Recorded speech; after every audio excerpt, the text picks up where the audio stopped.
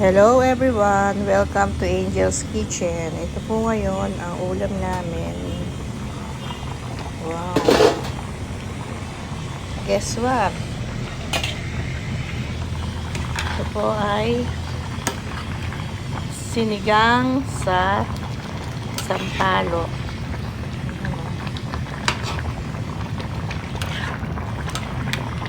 Ayan po yung dahon ng sampalok.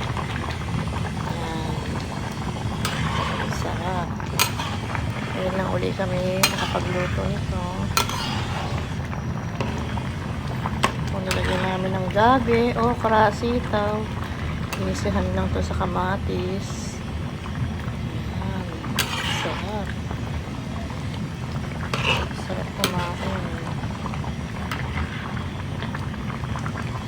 Ang aming sinigang sa sampalok, or tinatawag nilang sinampalukang manok. Hanggang sa susunod ko. Bye bye. Thank you.